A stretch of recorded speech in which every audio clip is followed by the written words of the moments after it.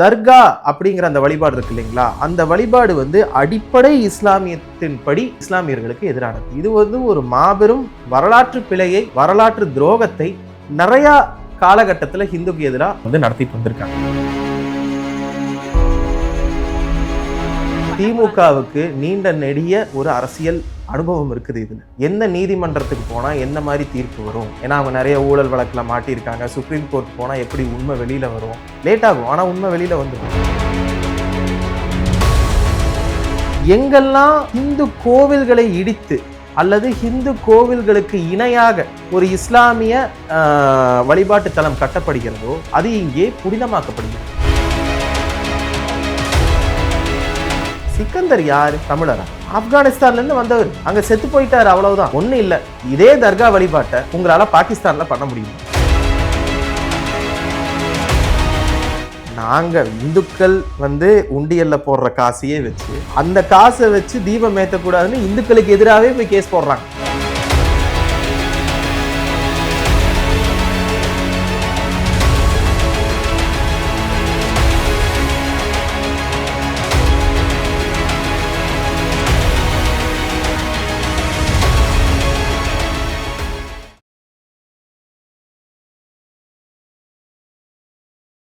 பேசு தமிழா பேசு நேயர்களுக்கு வணக்கம். இன்று நம்மோடு இணைந்திருக்கும் சிறப்பு விருந்தினர் இந்து மக்கள் கட்சியினுடைய இளைஞரணி தலைவர் ஓம்கர் பாலாஜி அவர்கள். வாங்க அவங்க கிட்ட பேசிடலாம். வணக்கம். வணக்கம். எப்படி இருக்கீங்க? நல்லா இருக்கு. ரொம்ப நாள் ஆயிடுச்சு சேனலுக்கு வந்து. ஸோ இப்போ சமீபத்தில் பரவலாயிட்டு இருக்க ஒரு பிரச்சனை அப்படின்றது திருப்பரங்குன்றம் பிரச்சனை தான் சார். இதில் மக்கள் கருத்தாக இருக்கிறது அப்படின்னு ஒரு விஷயத்த அட்ரஸ் பண்ணுறாங்க. என்னன்னா, பாஜகவை சேர்ந்தவர்களும் சரி, இந்து முன்னணியை சேர்ந்தவர்களும் சரி, மதத்தை கையில் எடுத்துட்டு தமிழகத்துக்குள்ளே நுழைய பார்க்குறாங்க அப்படின்ற மாதிரியான கருத்தை பரப்புறாங்க. ஸோ இது வந்து உண்மைதானா? இந்து முன்னணியோட நிலைப்பாடு தான் என்ன சார்? அதாவது இந்த திருப்பரங்குன்றம் பிரச்சனையானது வந்து நீங்கள் நினைக்கிற மாதிரி ஒரு 50 வருட பிரச்சனையோ இல்லை 100 வருட பிரச்சனையோ கிடையாது. இது வந்து 13ஆம் நூற்றாண்டிலிருந்து நடக்கக்கூடிய பிரச்சனை. நம்ம எல்லாருக்குமே தெரியும், இந்த அகண்டு விரிந்த இந்த பாரதத்தில் இந்த படையெடுப்புகள்னால கொஞ்சம் கம்மியாக பாதிப்புகளை வந்து சந்திச்சது வந்து தமிழகம் சார்ந்த பகுதிகள். நீங்கள் வந்து நான் சொல்கிறது வந்து முன்னாடி வந்த இந்த டெல்லி சுல்தானேட் காலத்து படையெடுப்புகளை பற்றி நான் பேசுகிறேன். அப்போது இங்கே மதுரை கிட்ட வரும்பொழுது நமக்கு நிறைய கோவில்கள் சூறையாடப்பட்டது. நீங்க இந்த திருப்பரங்குன்ற கோயில் இருக்கு இல்லைங்களா, பல நாள் பூட்டி கிடந்தது, பல வருடங்களாக பூட்டி கிடந்த கோயில்களை விஜயநகர சாம்ராஜ்யத்தை சேர்ந்தவங்க உள்ள படையெடுத்து வந்து அவங்க வந்து இங்க இருக்கிற எல்லா படையெடுப்பாளர்களையும் யாரெல்லாம் கொள்ளையடிக்க வந்தாங்களோ எல்லாத்தையும் அகற்றிக்கிட்டு அவங்க வந்து இந்த கோயிலை வந்து தொடர்ந்து நிர்வாகம் பண்றாங்க.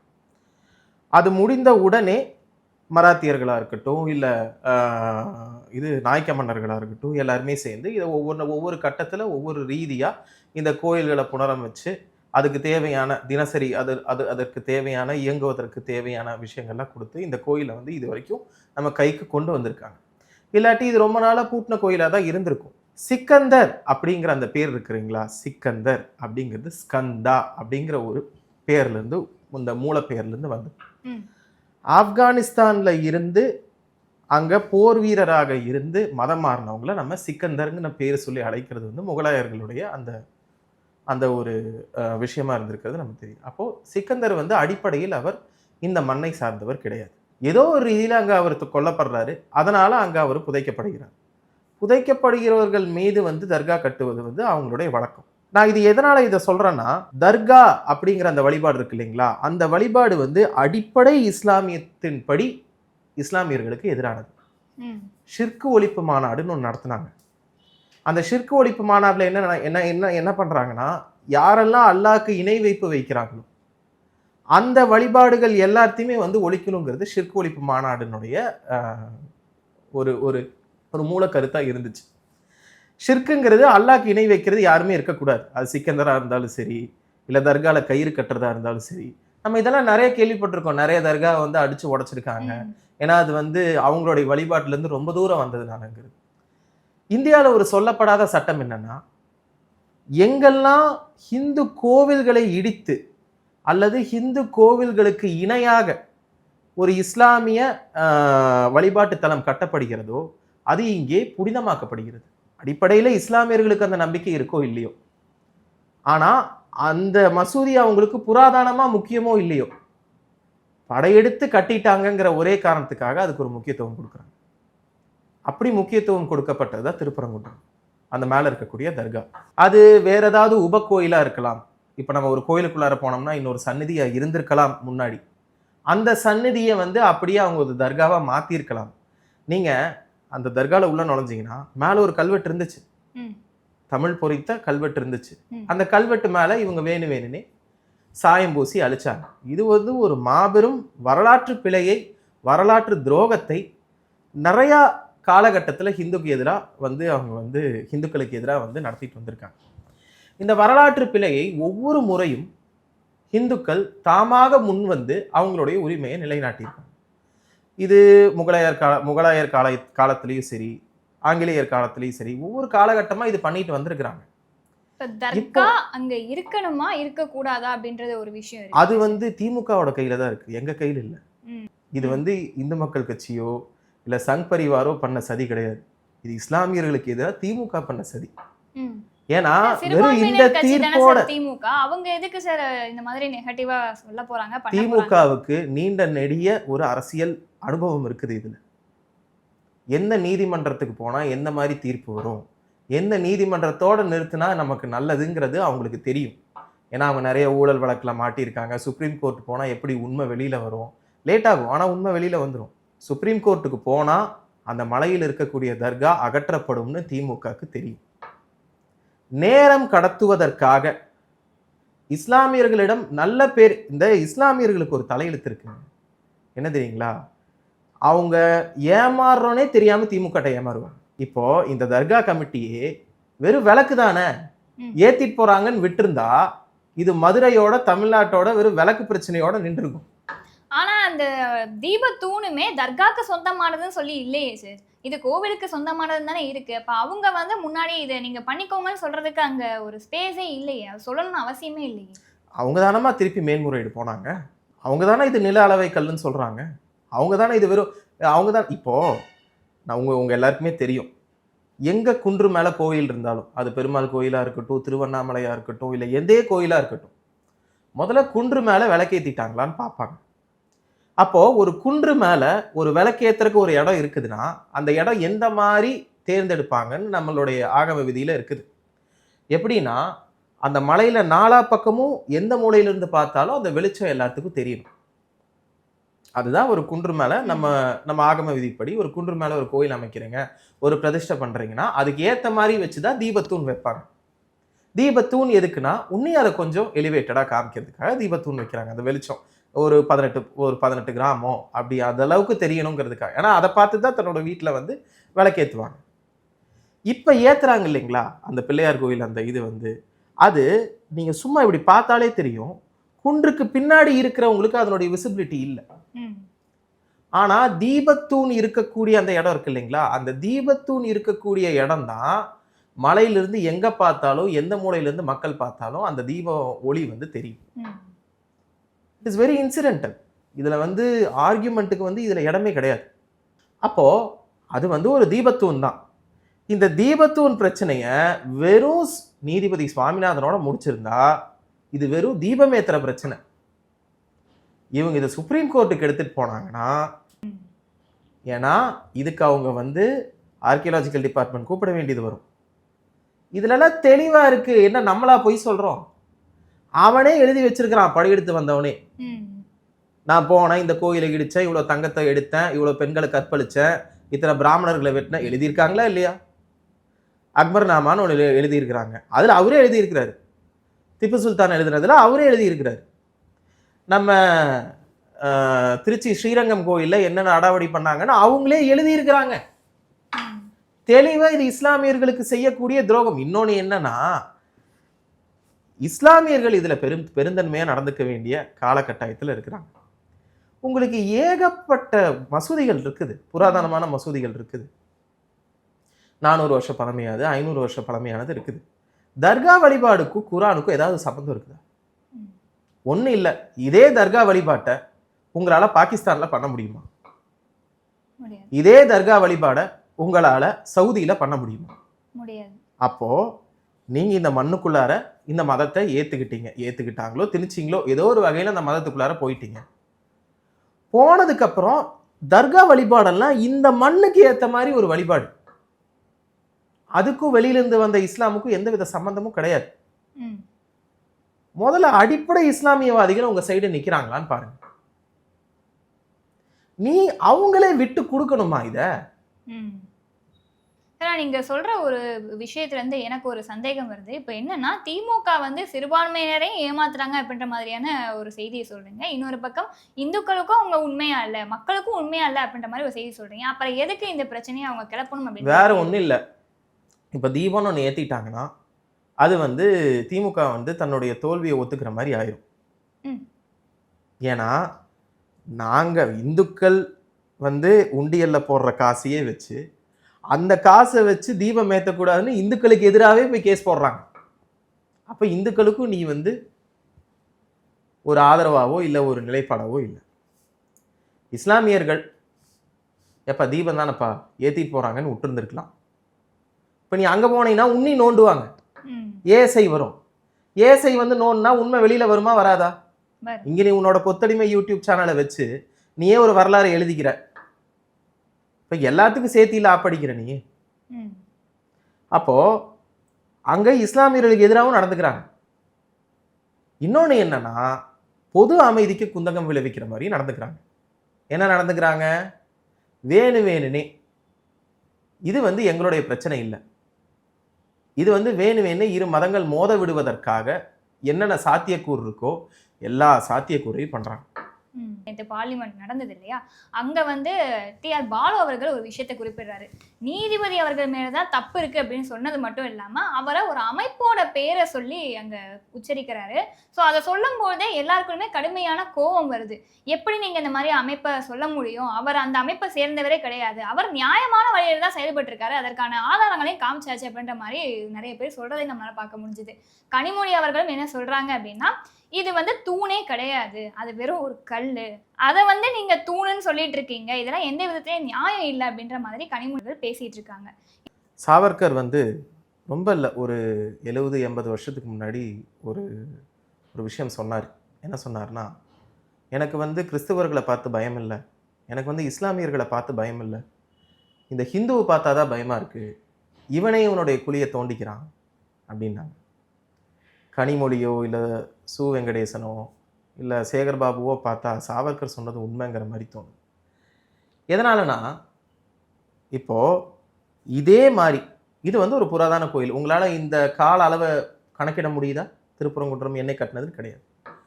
அப்போது அந்த தர்கா அமைந்திருக்கக்கூடிய அந்த கட்டடம் இருக்கு இல்லைங்களா, அந்த அந்த தூண்கள் எல்லாம் பார்த்தா எந்த காலத்தில் இஸ்லாமியர்கள் தாமரை பொதிந்த, யாழிகள் பொதிந்த, தீர்த்த கொட்டுவை பொதிந்த ஒரு தூண்கள் என்னைக்கு அவங்களுடைய ஜமாத்தில் அமைச்சிருக்காங்கங்கிறது எனக்கு அது ஒரு விடவே ஒன்று.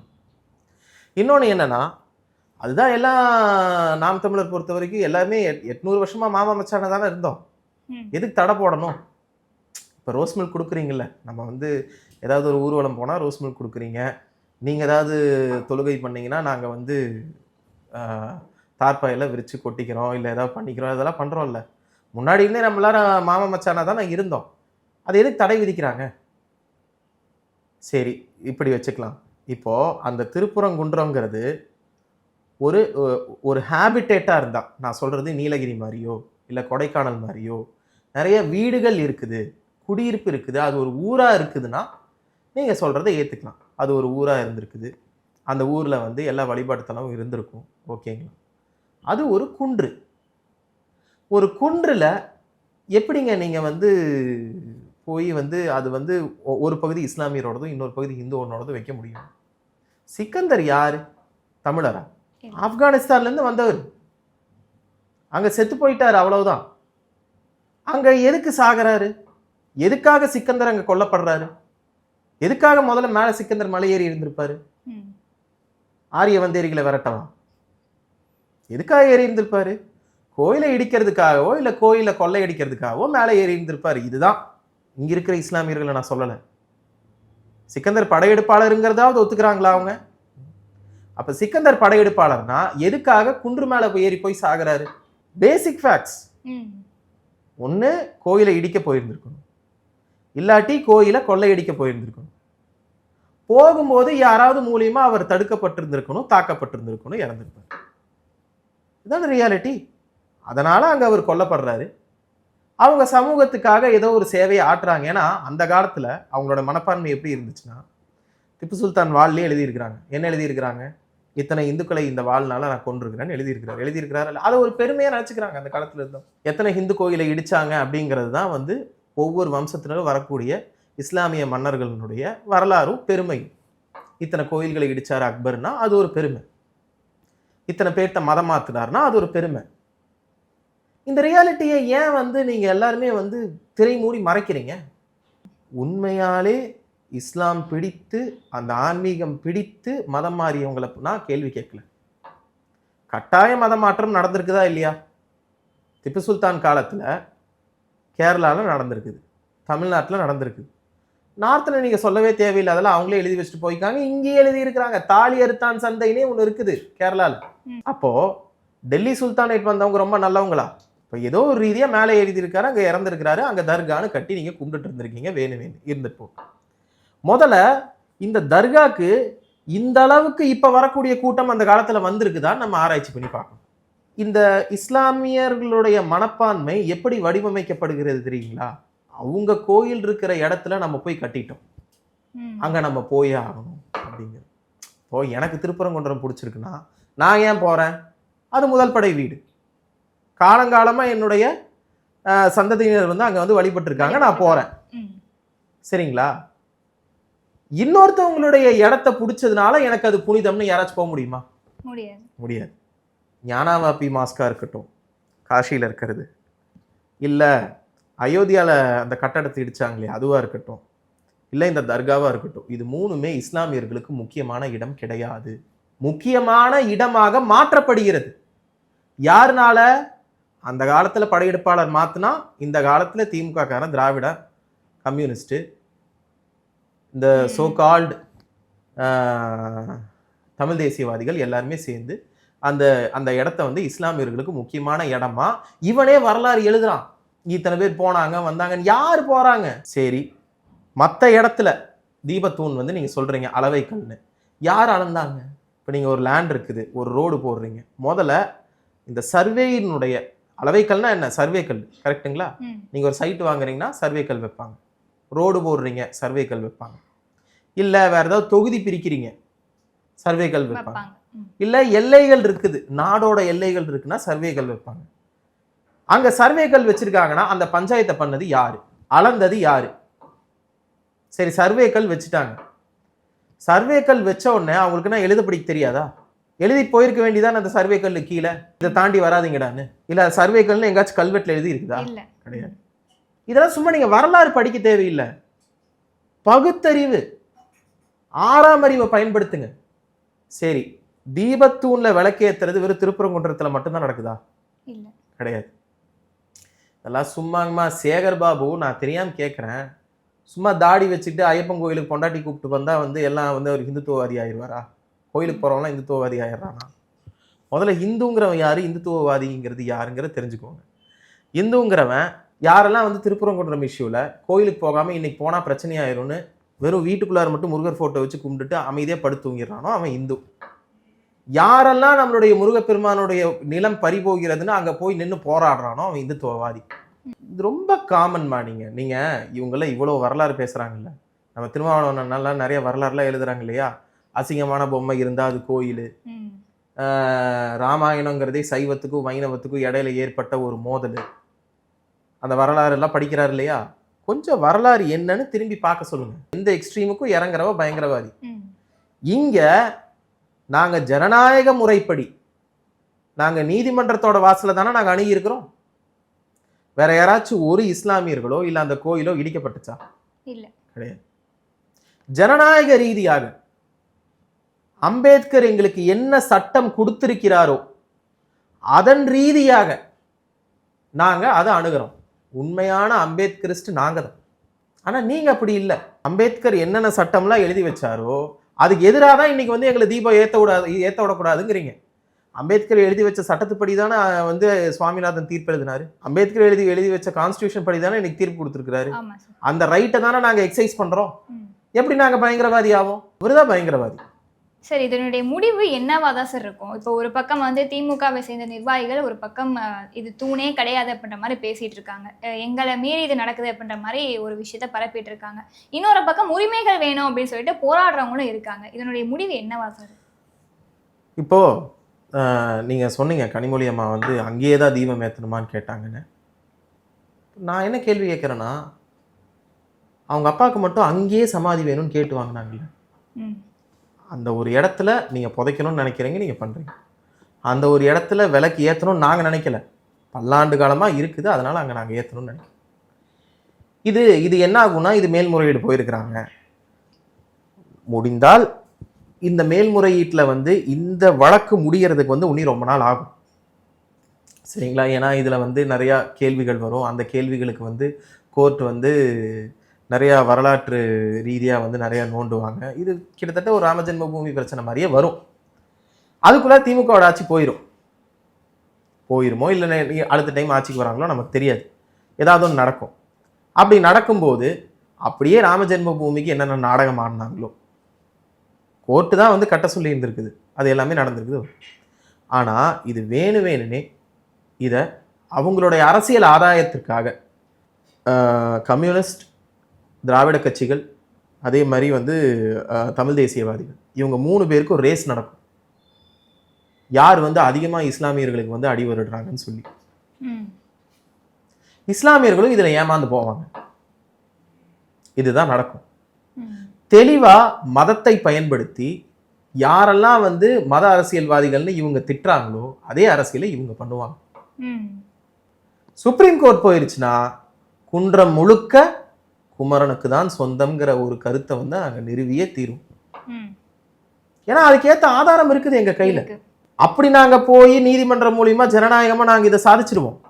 ஆனா நீங்க அப்ப அதை வச்சுட்டு மறுபடியும் இப்ப நீதிபதி சாமிநாதன் எப்படி திட்டுறாங்க, அதே மாதிரி அங்க சுப்ரீம் கோர்ட் ஐயருக்கு பூணூல் போட்டுட்டு இருப்பாங்க. இதுதான் நடக்க போகுது. எது ரீதியோ நீங்க வந்து இந்த தர்மத்தை ரொம்ப நாள் பூட்டி வச்சிருக்க முடியாது. எங்க 800 இது வந்து ஆயிரங்காலத்து விஷயம், அது ஆயிரங்காலத்து பிரச்சனை. அது 600 ஆண்டு பிரச்சனையே நாங்க தீர்த்துட்டோம். இது என்ன பெரிய விஷயமா எங்களுக்கு? அந்த 600 ஆண்டு கால விஷயத்திலேயாவது அங்க கோயில்னு ஒண்ணு இல்லை, வெறும் மசூதி தான் இருந்துச்சு. இங்க இவ்வளவு பெரிய கோயில் இருக்குது, தர்கா தான் இருக்குது. இதை எங்களால பண்ண முடியாதா? பண்ண முடியாதுன்னா நாங்க போய் பண்ண மாட்டோம். நாங்க ஜனநாயக ரீதியா இதுல என்ன பண்ணணுங்கிறது நாங்க பண்ணிடுவோம். அதுக்கப்புறம் இஸ்லாமியர்களை தவறாக வழிநடத்தாமல் இருப்பதற்கு இந்த சக்திகளை மத்திய அரசு தான் பார்த்துக்கணும். இப்போ மத்திய அரசே இதுல வந்து அவர்களுடைய வேகத்தை நான் வந்து ரொம்ப விமர்சனம் பண்றேன். தீர்ப்பு வந்துருச்சு, துணை ராணுவத்தை வச்சு நீங்க வந்து பாதுகாப்பு கொடுத்து நீங்க தீபம் ஏத்தணுங்கிறது முடிவு பண்ணிட்டீங்க. திமுக காரன் அவனுக்கு கிடைச்சிருக்கிற அதிகாரத்தை வச்சு ஓம் பிர்லாவை போய் மிரட்டுறான். அவனுக்கு இருக்கக்கூடிய அந்த உரிமைகளை வந்து நிலைநாட்டுறான், நல்லா எக்ஸசைஸ் பண்றான். உன் கையில தீர்ப்பு இருக்குது, உன் கையில மத்திய ஆட்சி இருக்குது, துணை ராணுவம் அங்க ஸ்பாட்ல இருக்குது, ஒரு ஸ்டேட் போலீஸ் வந்து தடுக்குது. இது என்னமா சொல்றது? நான் ஒன்றும் இல்லை, அங்கிருந்து பக்கம் தான் திண்டுக்கல், இதே பிரச்சனை தான், அபிராமி அம்மன் கோயில் பிரச்சனை தான். இந்த அபிராமி அம்மன் கோயில் பிரச்சனையில் அறநிலைத்துறை அங்கே பிரச்சனையான்னு பார்த்தா கிடையாது, தொல்லியல் துறை தான் அங்கே பிரச்சனை. தொல்லியல் துறையில் என்ன பிரச்சனைனா, அந்த கோயிலில் ஆராய்ச்சி பண்ணிக்கிட்டே இருக்கிறாங்க, அந்த இத்து போன 4 பீரங்கி வச்சிருக்கிறாங்க, உள்ள சாமி இல்லை. அங்கே என்னதான் இத்தனை காலம் ஆராய்ச்சி பண்ணுறாங்கன்னு தெரியல. கோயில் கட்டினது ஆராய்ச்சி பண்ணுறதுக்கா இல்லை மத நல்லிணக்கத்தை நிலைநாட்டுறதுக்கான்னு நம்ம இங்கே ஒரு முடிவுக்கு வந்தாங்க. புரியுதுங்களா? இதில் மத்திய அரசு வேகம் காமிக்கணும். இல்லை அவங்களும் ஓட்டு அரசியலுக்காக பயந்துக்கிறாங்கன்னா ஓட்டு அரசியலுக்காக 1000 பேர் பயந்துக்கலாம். ஆனால் நாங்கள் இந்து மக்கள் கட்சியானது இதில் மிகவும் ஸ்திரமாக இருக்கிறோம். கண்டிப்பாக இதில் உண்மையை நாங்கள் வெளிக்கொண்டே வந்தே தீருவோம். எங்களுக்கு மற்ற கட்சிகளுக்கு இருக்கிற மாதிரி எங்களுக்கு வந்து மிகப்பெரிய ஒரு ஓட்டு அரசியலோட அதனால் ஏற்படக்கூடிய அழுத்தங்கள் எங்களுக்கு கிடையாது. எந்த உண்மையை நாங்கள் வேணாலும் சொல்கிறதுக்கு தயாராக இருக்கும். எங்களுக்கு வந்து இஸ்லாமியர்களோட ஓட்டு போயிருங்கிற பயம்லாம் எங்களுக்கு கிடையாது. நாங்கள் நேரடியாக எந்த உண்மையை சொல்லணுமோ அந்த உண்மையை சொல்லிக்கொண்டே இருப்போம். கண்டிப்பாக இதற்கு தீர்வு எங்கள் மூலியமா இது காணும். நிச்சயமா. இவ்வளவு நேரம் ஒதுக்கி எங்ககிட்ட நிறைய விஷயங்களை பகிர்ந்துக்கிட்டதுக்கு ரொம்ப நன்றி. நன்றி மேம். மஞ்சுளா ரமேஷ் 10 வருடங்களுக்கும் மேலாக பக்தி பூர்வமாக நடத்தும் சுந்தரகாண்ட பாராயணத்துடன் கூடிய இலங்கை ராமாயண யாத்ரா ஜனவரி 29 முதல் 8 நாட்கள் கதிர்காமம் 3 சக்தி பீடங்கள் உட்பட பல யுகம் கண்ட பழமையான கோவில் தரிசனங்களும் உண்டு. தொடர்புக்கு 9444376136.